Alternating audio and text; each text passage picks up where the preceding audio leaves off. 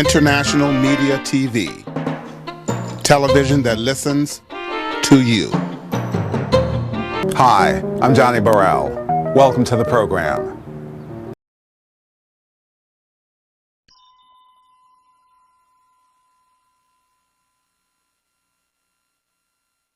What would you recommend you do differently? Oh, you mean Brother Obama? Oh, Lord, yes. No, you put me in that Oval Office, good God, brother. The first thing you need to do is to hire the Fruit of Islam to protect me.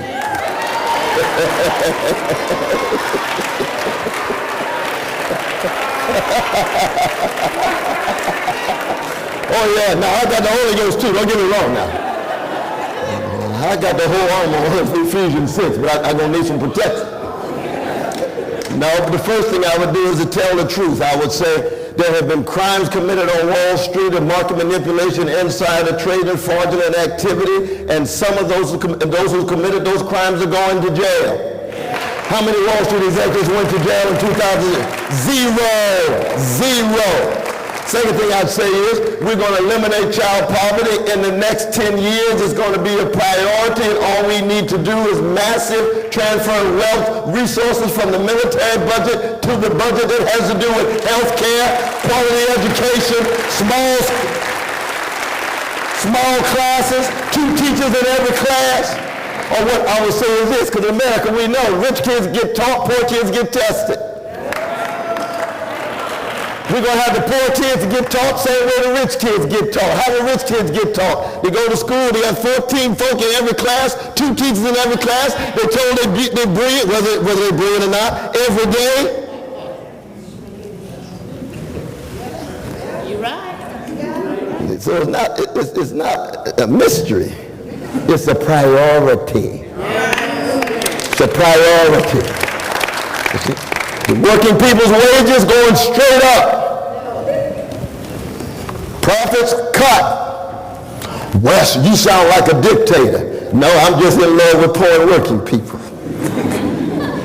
Because when it goes the other way, they don't call it a dictator. Right. You take the wages away from working people, it goes to the well-to-do. They say, no, that's just the way it is. That's not the way it is. Those are choices being made because of the lobbies and the special interests being brought to bear on Congress that write laws that are in the interest of the well-to-do. I'm the opposite. I'm a Jesus-loving free black man. I look at the world through the lens of the cross. I look at the world through the lens of those friends who don't call the wretched of the earth. They have priority. Doesn't mean I hate rich people. That's not true. I love them individually as children of God. But greed, avarice, lack of accountability, cruelty, exploitation, domination, oppression has got to be radically called into question. That's my first speech. That's my first speech. And what would they say? We got the wrong Negro. We got to kill this brother. Then I say, that's fine. Death, where is that stained grave? Where is that victory? You dealing with a free black man. Death don't scare Christians. I could die tonight. Mack truck hit me. Last speech, had a good time. Allen Temple.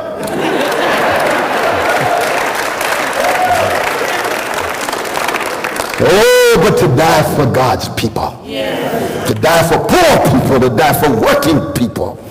What a noble calling. But you don't ask for it.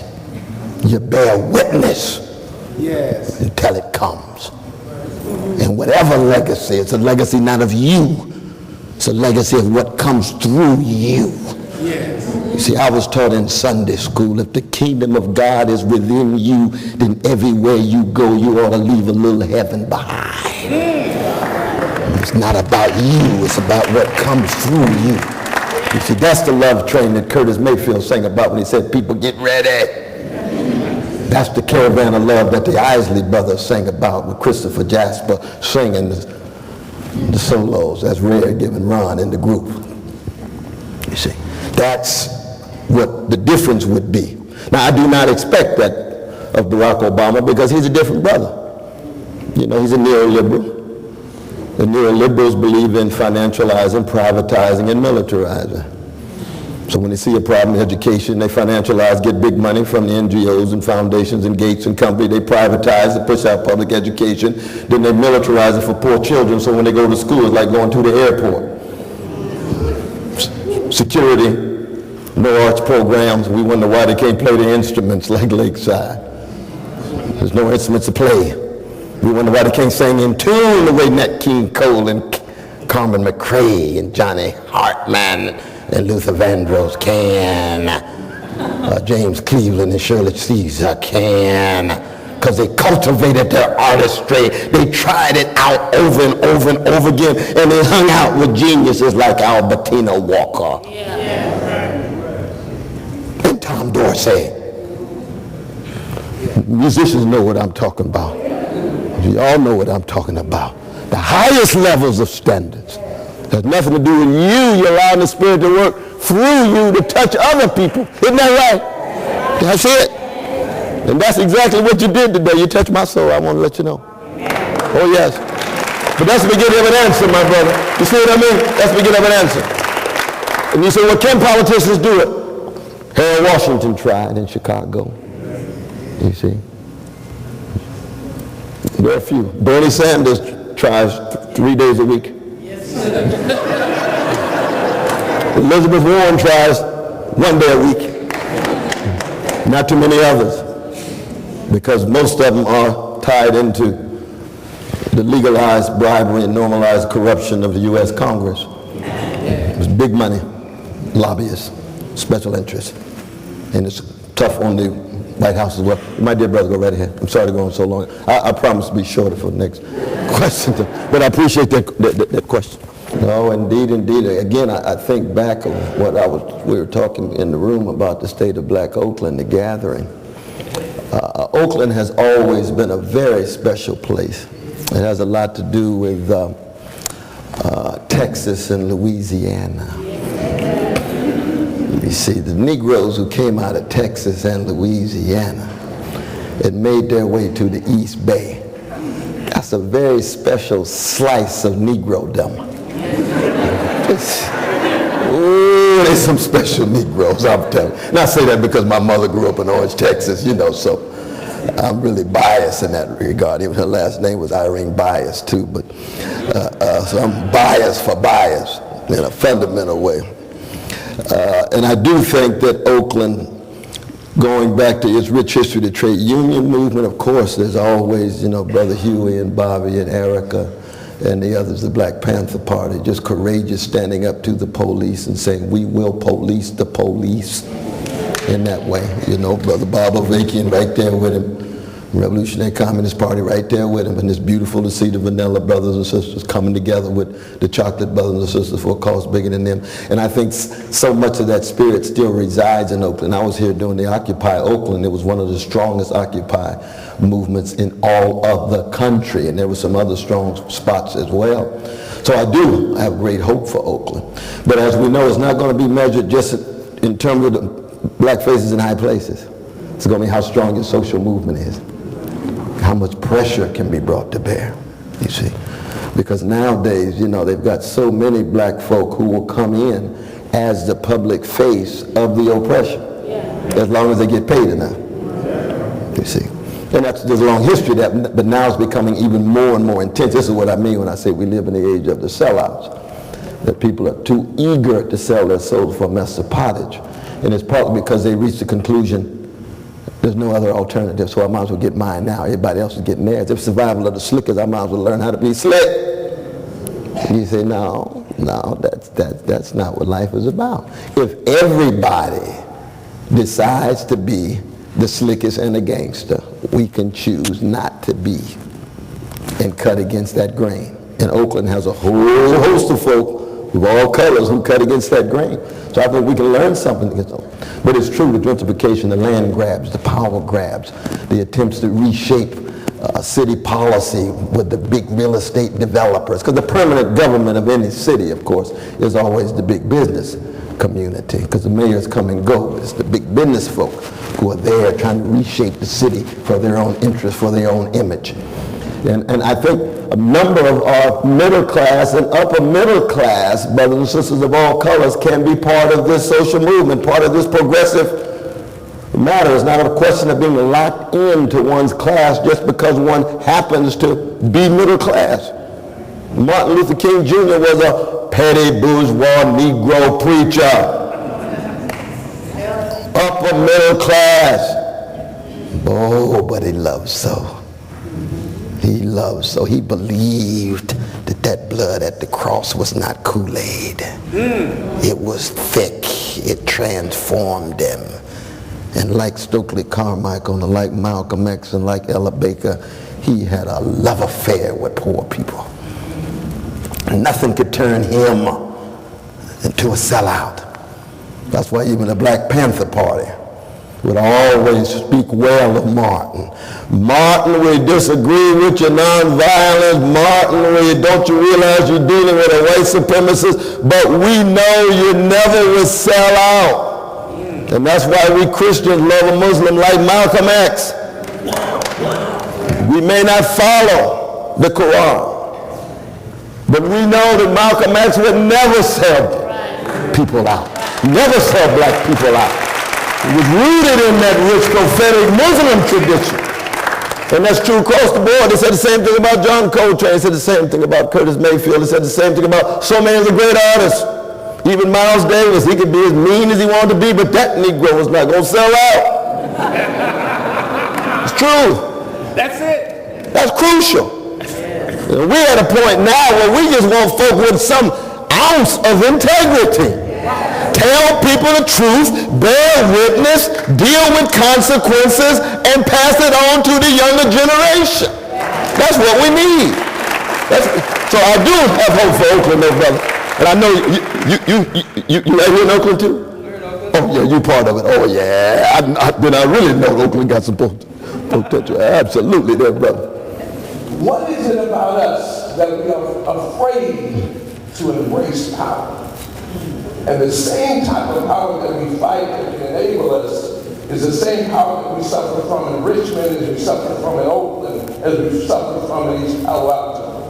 That it strangles us like poison ivy as we stand on sinking sand. Ooh, that's powerful. That's powerful. Brother, let me just ask you the question before I take a stab at it.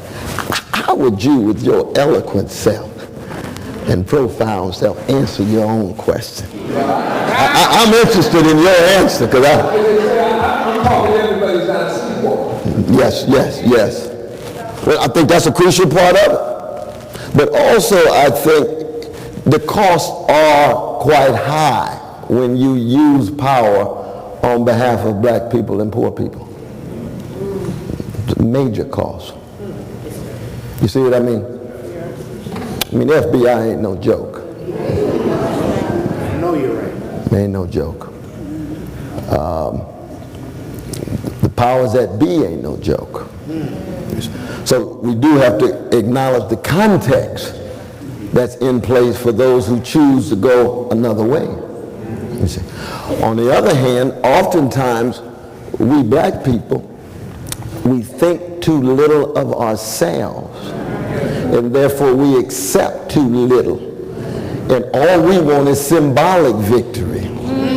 Oh, we got a black man in the White House who is articulate, charismatic, eloquent.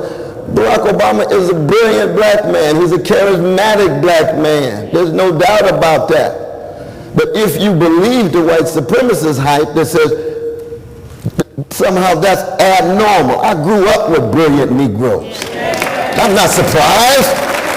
I had eloquent Negroes in my church. I had folk in my Sunday school much more talented than me. They just died before I did. That's not a surprise for me. That's a surprise for a lot of people, including black people. Yes. See what I mean? So that part of that is the white supremacy inside of us that gives us a low expectation of what we are worthy and what we deserve. You see. And it's very interesting because other groups, well, when Obama went to the White House, they started organizing and mobilizing, and they put some pressure on it.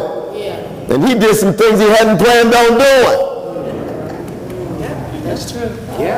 Frederick Douglass said what? Oh, no progress without struggle, without demands. What demands did the black community put on Obama? Nothing. Hardly any. Now I think Michelle put some on him, but we'll find out in the memoir.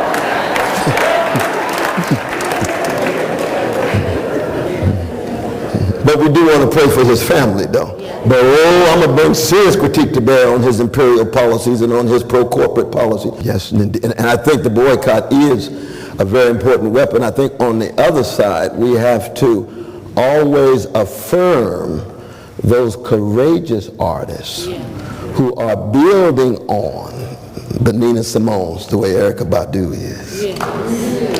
The Curtis Mayfields and Al Greens, the way Anthony Hamilton is. Kim Burrell, gospel. She can sing. Yes, she can. She has practiced. You know what I mean? So that the tradition is not dead, it's just weak and feeble. And so the question is, and the same way with our church, the same way, you know. We support Allen Temple because it's so qualitatively different than so many of the commodified churches and marketized preaching and prosperity gospels and market-driven chamber of commerce religion. See what I mean? How do we support it? So we give our critique, got to tell the truth. You see. I'll give you an example that my dear brother T.D. Jakes, who I love very much. Because I try to love everybody. I'm really a Christian. I'm serious about that. I'm a fundamentalist about that line. And he asked me to speak, you know, and Jakes to me is a spiritual genius, and he's a great preacher, but he lacks moral and political courage. And so I tried to be lovingly, and I said that.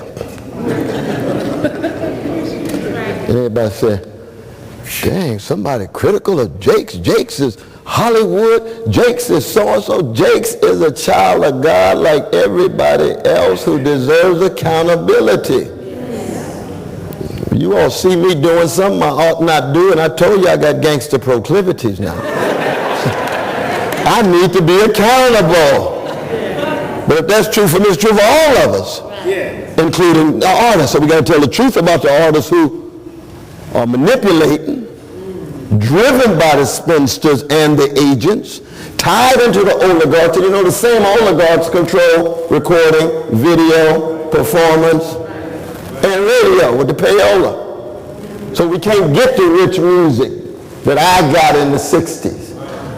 You see, when I was coming along and said, we can listen to the whatnots. I'll erase away the pain. They may have had one song their whole career, but they sang that one song. Put them in the canon, put them in they let it out. Where is that now? That unbelievable variety of all the black talent. Then we got some black genius. Now all the black talent is not black genius. You know what I mean? Jim Chapman's not Curtis Mayfield. Even though Curtis Mayfield writing the music for him. But he's unbelievably talented. But we got some geniuses too. Now it's just echoes, imitations, copies. Where's the creations? Where are the originals? And for black folk that have thin music, it's for us to have thin spirituality. And for us to have thin spirituality, it means our movements are weak. It's hard to trust and bond to create movement. That's exactly what the status quo wants. To keep us so weak spiritually. All you got to do is just dangle a little money and all of a sudden they're on the other side. Can you imagine if that were the case for the last 400 years, we wouldn't even be in this place. See what I mean? Wouldn't be in this place. So it's both boycott on the one hand, but also try to be supportive of those who are trying to cut radically against the grain. The KRS-Ones and Talib Kweli's and so forth, and hip-hop and Lupe's and what have you, you see. Well, thank you so much for those words, though. And I'm so glad that you raised my dear brother Mumi Abu Jamal's name up. I just talked to Brother Montero, who was with Pam and Ramona Africa, who were there. The family finally got a chance to see Brother Mumia after tremendous pressure. Right now there's massive pressure. There's a number of videos that have been made, sent to a variety of different political organizations to raise their voices. I was told that he lost 85 pounds. He's back into the prison, as you know, because they saw him in the wheelchair. You say what? That's a crime. Oh, it is a crime. Oh, but it's a crime that he's in there. That's right. Let alone how he's treated, you see. Absolutely. But most importantly, we can continue to bring this pressure to bear from the outside, the way we brought pressure to bear to shift him from death row to the general population. I was blessed to spend some wonderful time with Brother Mumia last year. We spent 4 hours together. And we ended up singing Curtis Mayfield, actually, in harmony. But he's that kind of freedom fighter. He's one of the great public intellectuals of our day. He's one of the most courageous and visionary ones in my view. And I'm so glad you raised him up. But he is bouncing back. He's such a strong brother. And his spirit, of course, is just indomitable. Very much so. But we shouldn't forget Sundiata. We shouldn't forget Asada in Cuba. There's a variety of different freedom fighters. Oscar Lopez Rivera in the Puerto Rican movement. There's a number of freedom, Leonard, and a number of others who have been incarcerated, who we need to always lift up. So I deeply appreciate that. But I do think the movement is in place, and that's a good thing. That's a very good thing. No, I mean, we just tell them that they're wrong. That it was the broken window strategy that got Brother Eric Gardner killed. And anytime we talk about crime, we got to talk about the crimes committed by everyday people and the crimes committed by police. They go hand in hand. I just had a dialogue with William Bratton, the police commissioner. And he said, well, Brother West, what do you think the problem is? I said, well, let me just put it this way, that if you all kept track of the tears of the mothers and fathers of those young brothers and sisters who have been shot by your police, as much as those mothers and fathers keep track of the tears of the wives when the police are shot, then we'd have a very different situation. But because black life has less value, that's what white supremacy is. Because black life has less value, broken window policy means that you can have open season when they selling little cigarette butts. But you won't touch the gangsters on Wall Street when they stealing billions of dollars of working people's money. You see what I mean? So it's a matter of both. See, for me, it's always a question. You keep the moral and spiritual center highlighted. That's my tradition. But you tell the truth about the structures and the institutions too. And therefore, Hayward needs to check itself. Because if they imitate New York, they're headed toward the road to destruction. You see, on the Bloomberg, 4.5 million young brothers and sisters were stopped and frisked in 10 years. 2.8% of them had something to do with crime as they define it. And that's also what upset me about Obama, because when we were in jail, Obama showed up and said, Bloomberg was a terrific mayor, one of the best mayors New York's ever had. I said, from whose point of view you talking about? Somebody gonna stop and frisk 4.5 million young brothers and sisters and call him a terrific mayor. What is the vantage point? What is the criteria you're using? What standards are you invoking? You see? And so in that sense, I think Hayward really needs to examine himself, and we need to put pressure on Hayward. And secondly, we have to always remember that when we talk about social movements, we rarely, if ever, are talking about mass movements of the vast majority of people. Every great movement is a critical minority of people who are courageous and visionary enough to want to sacrifice. It becomes contagious among those in the middle, the lukewarm ones. And then those who are outright against you, your foes, will then intensify. So you should never be discouraged if you're unable to convince the mass of people. You want a critical minority of high quality freedom fighters who are willing to tell the truth and bear witness. In every great moment in the history of black people, for example, from slave insurrections all the way to the terrorist organizations, Ida B. Wells and others against Jim Crow, and on through with Garvey, on through with the 30s, into the 60s, it was a critical minority. See, when King called for the boycott, there were over 100 churches in Montgomery. How many churches showed up? It was about 18. The rest of them were scared. They were niggerized. They sitting there shaking. Oh no, we go with this new status quo is something that's new for us. We know we're getting done in, but we're afraid of the unknown. We say, okay, we understand that. It's a new day. It's a new day. And that's true in Oakland too. You know, Oakland's had magnificent uprisings, but it was a critical minority of high quality people. You see.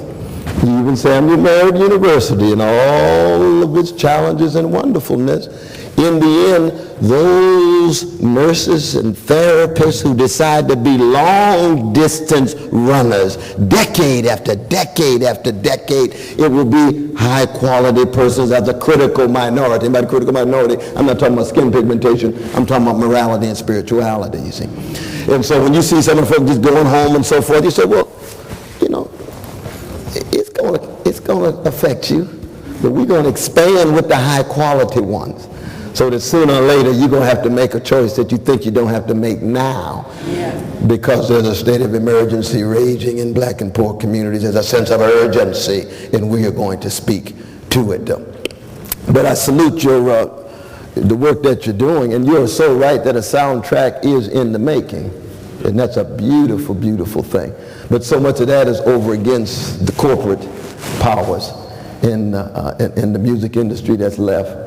And even, see, the internet you would thought was going to free some things up, but the internet's produced more inequality, more massive unemployment, and more surveillance. We can take advantage of the spaces for liberty, but surveillance even stronger now than ever, in part because of the internet, keeping track of everybody, what they do, private and public. So that we have to be able to just speak our hearts and minds and souls regardless of what the context is, be it on the internet, singing in the church, singing in the club, singing on the corner, painting in the basement, or whatever it is. But we've got to allow our artists to continue to be truth tellers and soul bearers, because they and historically have been those who have given us a foretaste of what it is to be free. You see, if I, as an intellectual, if I could be 1/3 the thinker that the voice of a David Ruffin, the depth of his integrity and vulnerability, the subtlety, the truth-telling, the flexibility, because David Ruffin comes out of a tradition of 400 years of black folk lifting their voices to touch at the deepest level. You see. And in that sense, our musicians, to me, do have a very special place when it comes to our freedom, because they give us a sense of what it really is to be free in their voices, though as soon as the song is over, we right back into white supremacist America.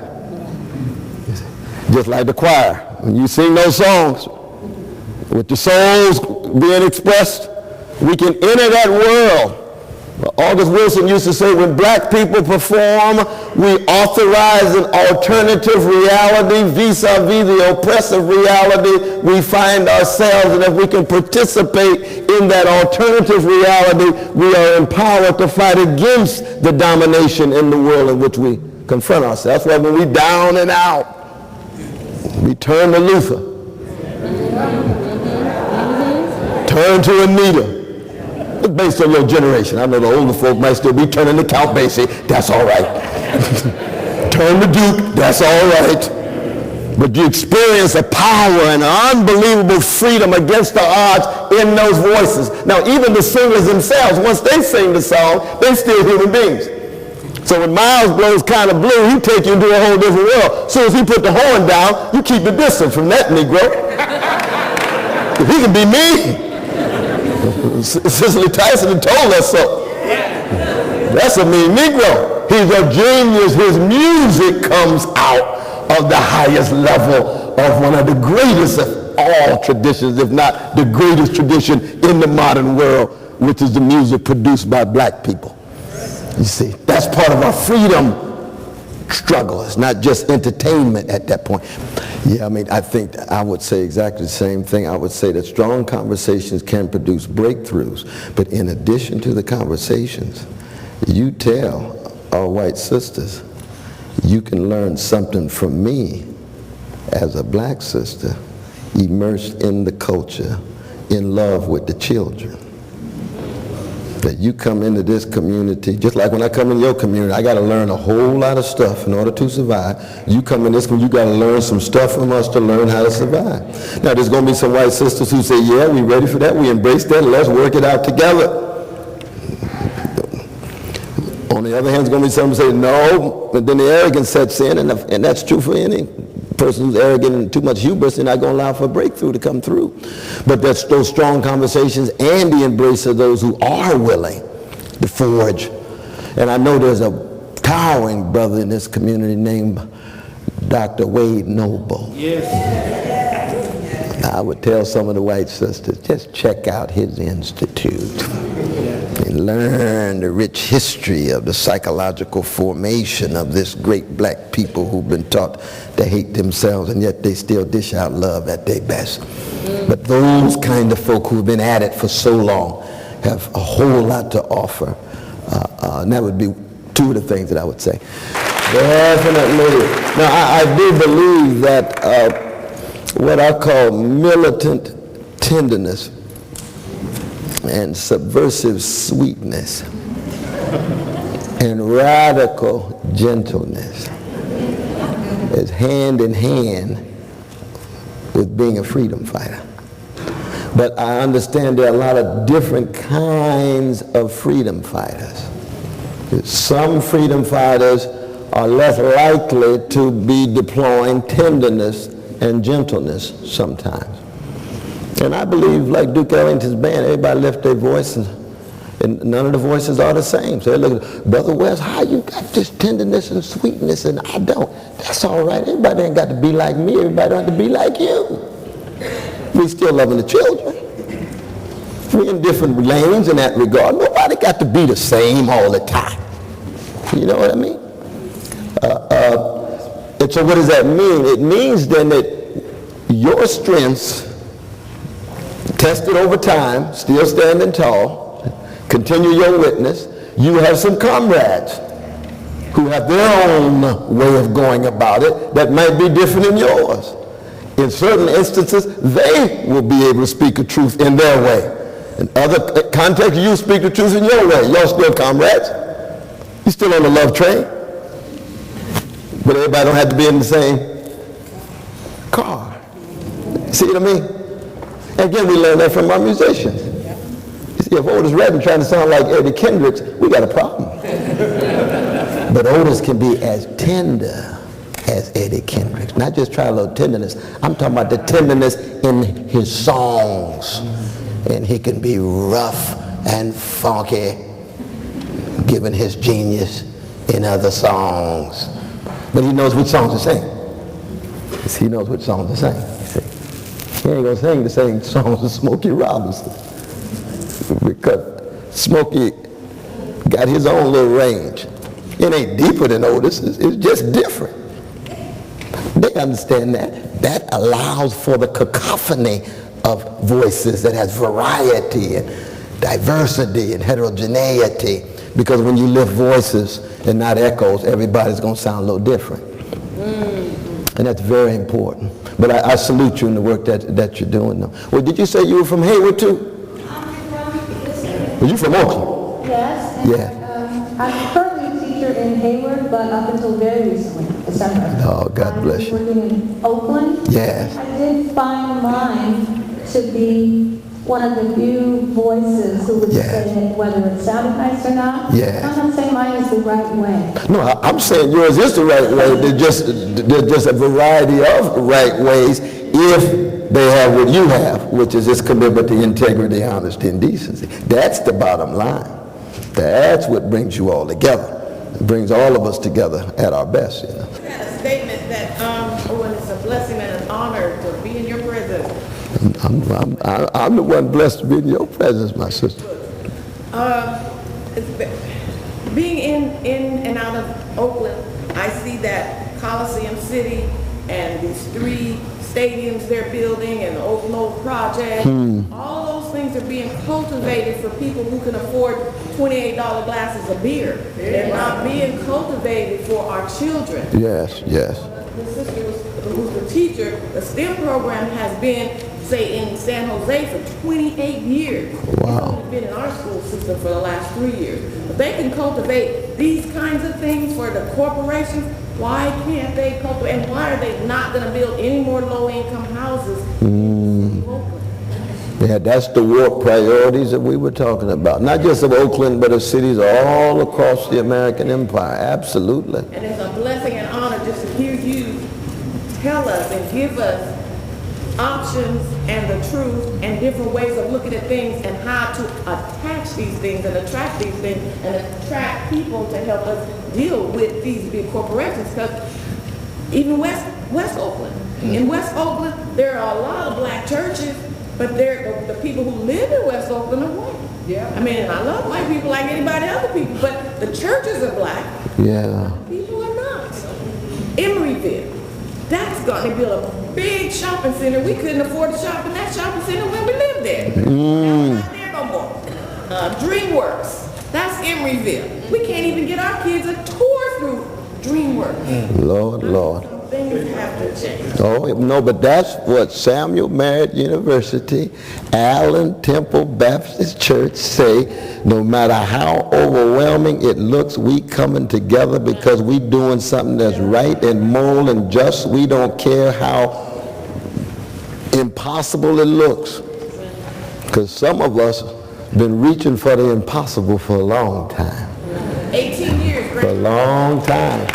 And at the same time, we have been able to do things that we didn't realize we could do once we came together. When you break the back of white supremacist slavery for almost 250 years, it ain't no joke, y'all. And it was the black soldiers that joined the Union Army that did it. Don't believe the hype about somehow white brothers and sisters have free black people. No, black people joined that army and freed themselves. We broke the back of Jim Crow Sr. That's American terrorism at its highest level, lynching every 2.5 days for 50 years, a child or a woman or a man hanging from some tree, the strange fruit to southern trees, bad that the great Billie Holiday sang about. We broke the back of that. Now we got Jim Crow Jr. How are we going to break that back? Well, that's what we're talking about. That's what we're talking about. We hope there's not a third, Sister Sharon.